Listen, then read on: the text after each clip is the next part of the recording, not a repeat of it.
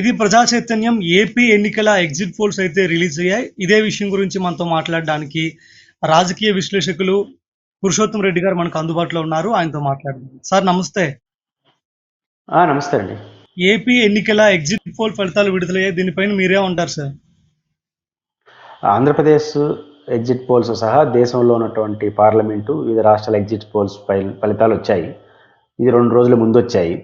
ఈ exit poll ఫలితాలు కొంత భిన్నంగా ఉన్నాయి. నేషనల్ మీడియా ఒక రకంగా, రాష్ట్రంలోని కొన్ని ఎగ్జిట్ సంస్థలు ఒక రకంగా, ఇంకొక సంస్థలు ఒక రకంగా ఫలితాలు ఇచ్చాయి. ఈ ఫలితాలపైన రాష్ట్రంలో రకరకాల చర్చ నడుస్తుంది. నిజానికి ఈ ఎగ్జిట్ పోల్ ఫలితాలు మెయిన్ ఫలితాలు నిర్ణయించలేవు. కేవలం ఇలా ఉండొచ్చు అని పల్స్ అర్థం చేసుకోవడానికి ఉపయోగపడే ఫలితాలుగానే మనం చూడాలి. అంటే ఈ మొత్తం వ్యవహారంలో ఎలక్షన్కు ముందుగానే ఇట్లాంటి ఇంప్రెషన్ ఇచ్చాయంటే ఖచ్చితంగా ఎన్నికలను కొంత ప్రభావితం చేయడం కోసం ఇచ్చినట్టు అవుతుంది. కానీ ఇప్పుడు ఇచ్చే ఫలితాలు ఎన్నికలను ప్రభావితం చేయవు. ఎందుకంటే ఆల్రెడీ ఎలక్షన్స్ అయిపోయినాయి, ఓటింగ్ భద్రంగా ఉంది. వీళ్ళు ఎలాంటి ఫలితాలు ఇచ్చినా ఓటింగ్ని మార్చరు. అంటే ఇప్పుడు ఏదన్నా ఉంటే నిన్న జరిగినటువంటి ఎన్నికల ఫలితాలు, ఎగ్జిట్ ఫలితాలు ఏవైతే ఉన్నాయో అవి ఆయా సంస్థల యొక్క క్రెడిబిలిటీని లేదా విశ్లేషించే వాళ్ళ వ్యక్తుల యొక్క క్రెడిబిలిటీని నిర్ణయిస్తాయి తప్ప వాళ్ళకి ఎంత కెపాసిటీ ఉంది, వాళ్ళు యాక్యురేట్గా అంచనా వేస్తున్నారా, ఊహాజనితంతో ఉన్నారా, లేకపోతే రాజకీయ దురుద్దేశంతో చేస్తున్నారా అనేది అర్థం చేసుకోవడానికి తప్ప ఇంకో దానికి ఇది పనికిరాదు. కొంతమేరకు బెట్టింగ్లకు ఉపయోగపడవచ్చు. అదర్ దెన్ ఇది ప్రజల తీర్పుని ప్రభావితం చేయదు, మార్చదు. కాబట్టి అంతవరకు సంతోషం. మొత్తం ఫలితాలు 2-3 రకాలుగా చూడాలి. ఫస్ట్ పాయింట్ ఏంటంటే నేషనల్ ఫలితాలు లేదా రాష్ట్ర ఏజెన్సీలు ఏవైనా కూడా వాళ్ళ యొక్క సంస్థల యొక్క క్రెడిబిలిటీతో పాటు కెపాసిటీ. ఇప్పుడు ఉదాహరణకు ఆంధ్రప్రదేశ్లో వైసీపీ మళ్ళీ గెలవచ్చు, నేను కూడా చెప్పేస్తాను. దానికి ఏమి గెలిచిపోయారు అనుకో, నేను కరెక్ట్ కాదు. ఎందుకంటే ఊహాజనితంగా నేనేం సర్వే చేయలేదు. ఓ జనరల్ అసెస్మెంట్తో ఈ రాష్ట్రంలో జరిగిన పోలింగ్ పరిశీలన చేసి ఎక్కడ కూడా పోలింగ్ బూత్లోకి వెళ్ళి కానీ నియోజకవర్గాలకు వెళ్ళి యంత్రాంగాన్ని పెట్టుకొని నేను స్టడీ చేయలేదు. కానీ జనరల్ ఇంప్రెషన్, పోలింగ్ శాతం జరిగిన తీరు, వివిధ సంస్థలకు రియాక్షను, ఎన్నికలు జరిగిన తీరు, ఈ 5 ఏళ్ల కాలంలో పరిపాలనించిన పద్ధతులు, ప్రజలు, ప్రతిపక్షాల గొడవలు ఇవన్నీ పరిశీలించినప్పుడు ఓటింగ్ జరిగిన తీరుతో వైసీపీకి ఎన్నికల్లో అనుకూలంగా ఉంటుంది ఫలితం అని నేను ఒక జనరల్ అంచనా వేస్తాను. నా అంచనా కూడా అదే. కానీ నేను సర్వే చేశానా? చేయలేదు. కానీ సక్సెస్ రేపు ఏ కారణం రీత్యానో వైసీపీ గెలిచింది అనుకోండి, అప్పుడు నాకు క్రెడిబిలిటీ వచ్చేస్తుంది. అంటే నేను చెప్పింది నిజమైంది, నేను చెప్పింది నిజం కాల, నేను ఒక అసెస్ చేసిన, అది సక్సెస్ కావచ్చు, ఫెయిల్ కావచ్చు. కాబట్టి సర్వే సంస్థలు కూడా ఇట్లాంటివి కొన్ని ఉన్నాయి. అంటే జనరల్ అసెస్మెంటు, కొంతమంది వ్యక్తులుగా స్టడీగా చేసేవి కొన్ని ఉన్నాయి. ఇవి సక్సెస్ కావచ్చు, ఫెయిల్ కావచ్చు. వాళ్ళ అదృష్టం కొద్ది 2-3 సార్లు సక్సెస్ అయ్యనుకో, వాళ్ళు 2-3 సార్లు సక్సెస్ అయిపోయినాయి అంటారు. ఇట్లాంటి వాటిని మనం పరిగణలోకి తీసుకోలేము. పరిగణలోకి తీసుకోగలిగిందంటే కాంక్రీట్గా ప్రజల్లోకి వెళ్ళి కొంతమేరకైనా స్టడీ చేసిన వాళ్ళు కొంత పల్స్ అర్థం చేసుకోవడానికి పనికొస్తుంది. ఆ రకంగా చూసినప్పుడు నేషనల్ సర్వేలు 545 లోక్సభ, ఆంధ్రప్రదేశ్లో 175 అసెంబ్లీలు, ఒడిస్సా ఇవన్నీ చేసినాయా? ఇండియా టుడే కావచ్చు, యాక్సెస్ కావచ్చు, ఈ కణాలకు అనుకూలంగా పక్క పెడితే ఎంత చేస్తుంటారు వీళ్ళు? సాధ్యమవుతుంది, ఎంత యంత్రాంగం కావాలి అనేది ఒక పాయింట్. ర్యాండమ్గా చేస్తున్నారనుకోండి, ఆ ర్యాండమ్ సర్వే యాజ్ ఇట్ ఈజ్గా ఉండదు. ఇప్పుడు కొన్ని సర్వే సంస్థలు నేషనల్ వైడ్గా ఇచ్చిన దాంట్లో తెలుగుదేశానికి ఎడ్జ్ ఇచ్చాయి, ఎన్డీఏకి. మనకేం అభ్యంతరం లేదు, రేపు ఏమవుతుందో చూద్దాం. కాకపోతే హాస్యాస్పదమైనటువంటి ఎడ్జ్ ఇచ్చాయి. అదేంటంటే వైసీపీకి 2-4 ఎంపీలు వస్తాయి అంటారు. అసలు ఆంధ్రప్రదేశ్లో గత 70 ఏళ్ల చరిత్రను చూసినప్పుడు కాంగ్రెస్ లేదా ఇప్పుడు వైసీపీ, ఆంధ్రప్రదేశ్ ఇప్పుడు ఇడిపిన ఆంధ్రప్రదేశ్లో వాళ్ళ ఎంపీల సంఖ్యని 5తో మొదలెట్టాలి. 5 లేదా 6తో. ఉదాహరణ నంద్యాల, కడప, రాజంపేట, తిరుపతి, అరకు ఇవి మొదటి నుంచి ఆ నియోజకవర్గాలు ఏర్పడినప్పటి నుంచి 90% కాంగ్రెస్ గెలుస్తూ వచ్చింది, వైసీపీ గెలుస్తూ వచ్చింది. ఇప్పుడు ఉదాహరణ తిరుపతి ఉంది. తిరుపతిలో 2014 తెలుగుదేశం పార్టీ రాష్ట్ర వ్యాప్తంగా విజయం సాధించింది. ఆ విజయంలో తమాషా ఏంటంటే 7 అసెంబ్లీల్లో 6 అసెంబ్లీలు తెలుగుదేశం గెలిచింది, ఒకే అసెంబ్లీ వైసీపీ గెలిచింది. కానీ ఎంపీ వైసీపీ గెలిచింది. ఇట్లాంటి అనేక ప్రత్యేకతలు మనకి ఇక్కడ కనిపిస్తాయి. కాబట్టి తెలుగుదేశం పుట్టినప్పటి నుంచి ఎన్టీ రామారావు పార్టీ పెట్టినప్పుడు మినహాయించి తెలుగుదేశం వైసీపీ గెలుస్తా ఉంది. ఇప్పుడు వైసీపీ, అప్పుడు కాంగ్రెస్. అంటే కాబట్టి ఇట్లాంటి వాతావరణం ఒక 4-5 నియోజకవర్గాల్లో ఆంధ్రప్రదేశ్లో వైసీపీకి ఉంది. కాబట్టి వాళ్ళు 2-4 అనడం అంటే హాస్యాస్పదం కదా. కాబట్టి ఇట్లాంటి గమ్మత్తులు చాలా ఉన్నాయి అందులో. కాబట్టి అవన్నీ ఫాల్స్ అన్న కానీ అవి ఊహాజనితంగా ఉన్నట్టే మనకు అనిపిస్తుంటాయి. మనకు కొంత ఆంధ్రప్రదేశ్లో స్టడీగా చూసుకున్నప్పుడు ఆత్మసాక్షి కానీ, ఆరామస్థాన్ కానీ ఇట్లాంటి సమస్యలు కొన్ని స్టడీ చేసి ఇచ్చాయి. దీంట్లో అందరి చూపు ఆరామస్థాన్ చుట్టూ తిరిగినాయి. ఆరామస్థాన్ క్రెడిబిలిటీ ఎంత, ఆయన ఎంత నిజాయితీ, ఇది కాదు ప్రస్తావన చేయాల్సింది. ఇప్పటి వరకు ఆరామస్థాన్ అనే వ్యక్తి చేసినటువంటి సంస్థ చేసినటువంటి సర్వేలు సక్సెస్ అవుతూ వచ్చినాయి. ఎప్పుడు కూడా దేన్ని నమ్ముతారు ప్రజలంటే, వాళ్ళు నిజాయితీ ఎంత, వాళ్ళు మంచి ఏంటి చెడ్డ ఏంటి ప్రజలు చూడరు, వాళ్ళు చెప్పింది జరిగిందా లేదా అని. ఇప్పటి వరకు ఆరామస్థాన్ గారు చేసిన సర్వేలన్నీ సక్సెస్ అయినాయి. ఆయనకున్న క్రెడిబిలిటీ అది, ఫాస్ట్ ట్రాక్ రికార్డ్ అది.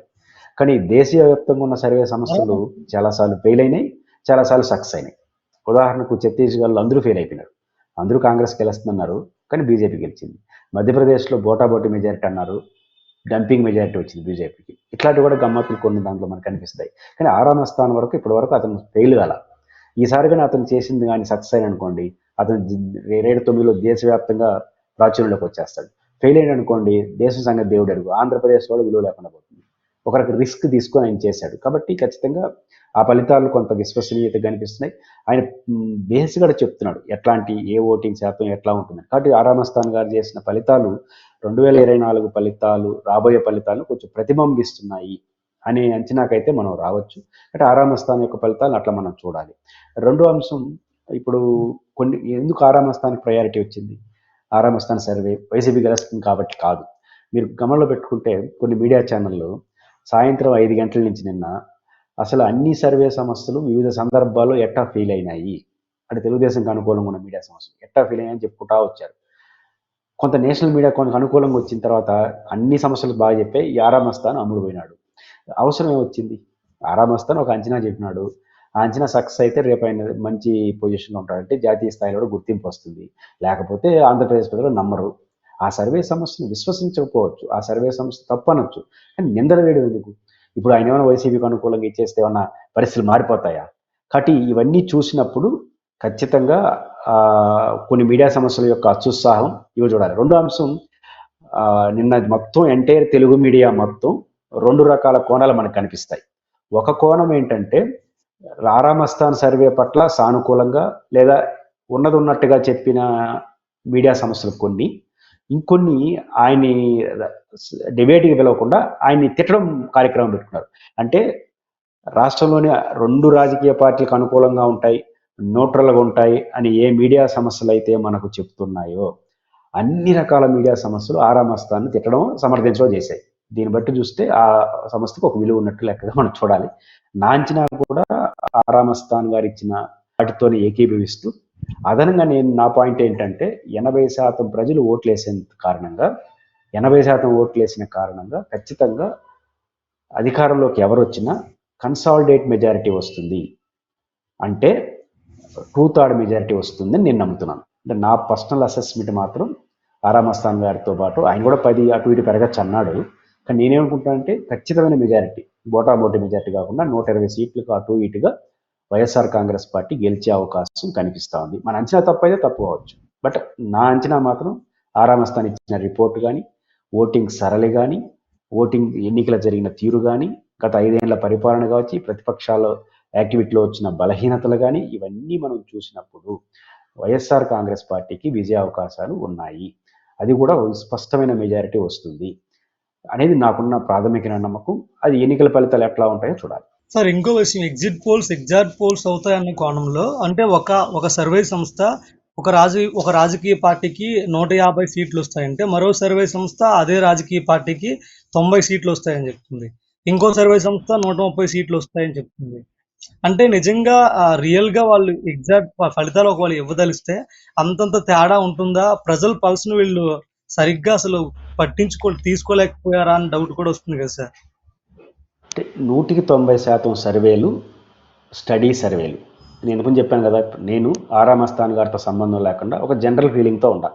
ఈ రాష్ట్రంలో 5 ఏళ్ళు జరిగిన పరిపాలన, ప్రజలు జగన్మోహన్ రెడ్డి గారికి అనుకూలంగా వ్యతిరేకంగా, ప్రతిపక్షాల బలాలు బలహీనతలు, పోలింగ్ జరిగిన తీరు, వీటి చూసి వైసీపీ స్పష్టమైన ఆధిక్యతతో అంచనాకు వచ్చా. నేనేం స్టడీ చేయలేదు, జనరల్ ఇంప్రెషన్. నిజం కూడా కావచ్చు, నిజమైంది అనుకోండి, పురుషోత్తం పర్ఫెక్ట్ అని మీరు చెప్పగలరా? రేపు ఏం చెప్పినా కరెక్ట్ అయిపోతుంది. కాబట్టి కొన్ని సర్వే సంస్థలు, ఏ సర్వే సంస్థ అయినా 5 కోట్లు 6 కోట్లు లేకుండా ఎట్ట చేస్తుంది యంత్రాంగాన్ని పెట్టుకొని? సాధ్యమా? కాబట్టి ఎవరు పడితే వాళ్ళు సర్వే రిపోర్ట్లు ఇస్తున్నారంటే అవన్నీ నిజం అబద్ధం కాదు. వాళ్ళు జనరల్ స్టడీ చేసి చెప్పారు. ఆరామస్థానం లాంటి వాళ్ళకి ఒక ప్రొఫెషనల్గా చేస్తున్నారు. వాళ్ళకి ఒక యంత్రాంగం పెట్టుకొని చేస్తున్నారు. ఆత్మసాక్షి కూడా కొంత అట్టు చేస్తుంది. మనం సర్వే రిపోర్ట్తో విభేదించవచ్చు, కానీ సర్వే చేసినారు. కానీ చాలా సమస్యలు సర్వే చేయకుండా జనరల్ స్టడీ చేసి కొన్ని సర్వే సమస్యలు రాజకీయ పార్టీలు బూస్టప్ కోసం చేసిన ఉత్సాహపడిన కూడా ఉన్నారు. ఉంటాయి 150 వస్తాయి 160 వస్తాయని చెప్పేవాళ్ళు దానికి తగిన కారణాలతో రావాలి. వాళ్ళకి గతంలో ఆ క్రెడిబిలిటీ ఏమి ఉండట్లేదు. కాబట్టి ఆరామస్థానికి విలువ రావడానికి అదే కారణం. కానీ ఎనీహౌ ఇప్పుడు కొన్ని మీడియా సమస్యలు కొంతమంది వ్యక్తులు కొన్ని సర్వే సమస్యలు 150 ఏదో చెప్పారు ఒక పార్టీకి. కానీ అది పెట్టినప్పుడు దాంతో సంతృప్తి పడిపోవాలి ఆ ఛానల్స్. సంతృప్తి పడకుండా ఆరామస్థానం పైన ఆడడం ఎందుకు? దీన్ని బట్టి చూస్తే ఏదో కంగారు కనిపిస్తుంది. కాబట్టి ఖచ్చితంగా సర్వే రిపోర్ట్లు ఇవన్నీ ఎలా ఉన్నా ఆంధ్రప్రదేశ్లో వైసీపీకి అనుకూలమైన ఫలితం వచ్చే అవకాశం ఉందని అనిపిస్తుంది. సార్ అదేవిధంగా జాతీయ సంస్థలు చాలా కూడా సర్వే సంస్థలు ఎన్డీఏ అధికారంలోకి వస్తుంది అని చెప్తున్నారు. సో దాని ప్రకారం ఏపీలో ఎన్డీఏ కూటమి తెలుగుదేశం అధికారంలోకి వస్తుందని చెప్పి తెలుగుదేశం వాళ్ళు చెప్తున్నారు. అది జరుగుతుందంటారా? అట్ట కాదు, ఎన్డీఏ కూటమి దేశంలో అధికారులు రావడం వేరు, ఆంధ్రప్రదేశ్లో రావడం వేరు. తెలుగుదేశం ఎన్డీఏలో ఉంది కాబట్టి దేశంలో అధికారంకి వస్తే ఆంధ్రలో రావాలని రూల్ ఏం లేదు. కాకపోతే నేషనల్ సర్వేలు చాలా వరకు ఎంపీలు కేంద్రంగా చేశాయి, జనరలైజ్ చేసి చెప్పారు. నేను ముందు చెప్పాను, ఒక ఛానల్ అయితే ఏకంగా 2 నుంచి 4 రావచ్చు వైసీపీ ఎంపీ అన్నారు. ఇంకా అది హాస్యాస్పదమైన సర్వే తప్ప ఇంకేమవుతుంది. కాబట్టి అవి జరగదు. ఎవరైనా గెలవచ్చు, కానీ ఇంత ఘోరంగా ఒక పార్టీకి వచ్చే పరిస్థితి ఉండదు. ముఖ్యంగా అధికార పార్టీకి 4-5 పైన రాకుండా 2014 ఓడిపోయినప్పుడు కూడా 6-7 సీట్లు వచ్చాయి వైసీపీ. కాబట్టి అది కుదరదు. కాబట్టి ఏదైనప్పటికీ కూడా ఆ సర్వేలు అంత విశ్వసించదగ్గ సర్వేలు కావు.